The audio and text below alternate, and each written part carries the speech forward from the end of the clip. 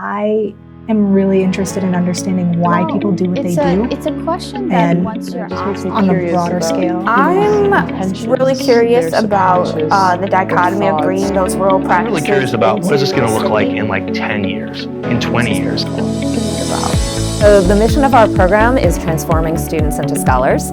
And what that means is that we want to empower students at every stage of the research process, helping students build the skills that they need to go from consumers of knowledge to individuals who can create knowledge for themselves. Truthfully, I've never had actual research experience. My initial question was, how does storytelling create the human experience? And I was told it was too vague. And so I chose Godzilla and Godzilla's relationship to the Japanese people. Creatively, how did they manage to cope with the bombings? And as someone who does storytelling, why don't I put in my comic making abilities to execute this project? Why don't I visually show that to show what it meant to me personally? So I look at specifically the relationship between development assistance and how it translates to growth in human development. I analyzed a bunch of data. I like to think of it as little Lego blocks. They seem insignificant, and then you get to step back and you get to see the entire creation and the way that they all fit together. It's an amazing feeling.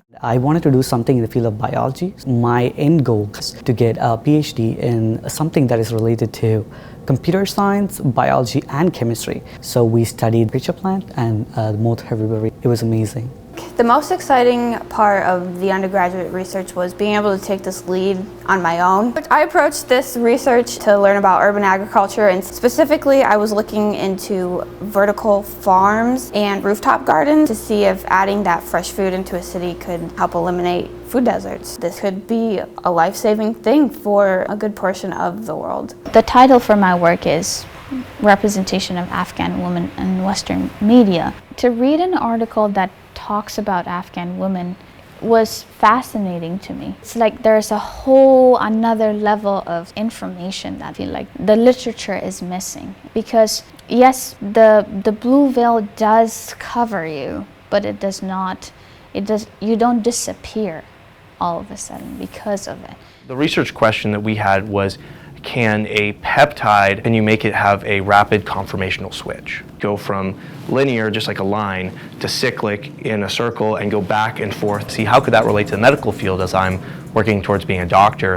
This could help with development of therapeutic agents, with biosensors and diagnostic tools. I think this will help me for my future, understanding a different part of the medical field. You just get to step into something new. It was 2007, the groundwork was laid to create an Office of Undergraduate Research. I was approached if I would be the first Associate Vice President for Research. That year we were able to fund 2 undergraduate research fellowships. We had a NASA grant that was funding 2 students, so we had 4 students on campus doing undergraduate research, and that was the beginning. There was no question that the presence of students who had had the experience outside the classroom, intensely engaged in original inquiry, were bringing the whole class up. Absolute best part of undergraduate research is the community. And I think one of the ways that we do this really well is by having students get together, have these brown bag lunch discussions, especially with the summer researchers, and they get to hear from each other, and then they see how other people think about their topic. And so that collaborative environment demonstrates the way that scholarship is not just an individual pursuit, but it's about community. Undergraduate research is not just transformative for students, but it's also transformative for faculty. This past summer was my first summer working with the undergraduate research program and working with a research apprentice.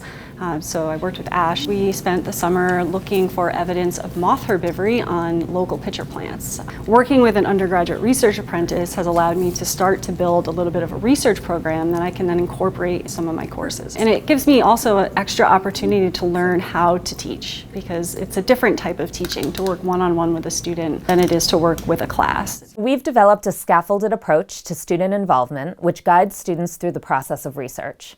Students can pitch an idea at the Students to Scholars Symposium to get feedback and direction for a future project. They can work alongside a faculty member as an apprentice to a project that is already in progress and to learn a specific research task or tool. And finally, they can apply to conduct their own independent research project over the summer as part of the Summer Research Fellowship Program. Our opportunities and events over the course of a year demonstrate the value of the research process and allow students to try out ideas, learn from their faculty mentors, and execute full-scale projects of their own design. So we've made our program accessible to all students at all levels of their academic careers. We have no minimum GPA requirements because we want to be able to provide opportunities for anyone at any level. We also have that scaffolded approach, which allows for students at any stage in their career to start from the beginning, but also provides opportunities for students who come late to research to get involved at any stage of that process. And they don't think about themselves as actively participating in that process of creating knowledge until they do research. And when they do research, they realize that they are creators of knowledge too, or at least they can be. If they work really hard and they ask really good questions, they can be part of that process of increasing what we know about the world. The architect Walter Gropius has said that the true aim of all education is to encourage enthusiasm toward greater effort. And I think that greater effort is what drives innovation. This is my research project, this is what I did, and this is what I created. Something totally new. It just gives me a really good feeling. Oh my God, there's this new piece of information. This is groundbreaking. Wow, okay, do these things work? Can I put them together so that they'll do something successfully? Only by studying that negative effect, I'll be able to do something positive with it. It's the voices that make a movement, and a movement that brings change. When we can learn more about the world around us, that can help us with different problems. Any amount of research, whether it is small or large, adds to this social evolution that we're experiencing as humans. I still cannot say what the change is going to be, but I know it will change something. It's just fun to know more things. Because there's so much out there that I can't wait to explore more. They're going to have to figure stuff out that the answer isn't in a book, and the answer is not in a journal, and it's not on the web. They're going to find a new way that nobody's ever seen before, right? And that's what this whole endeavor is all about.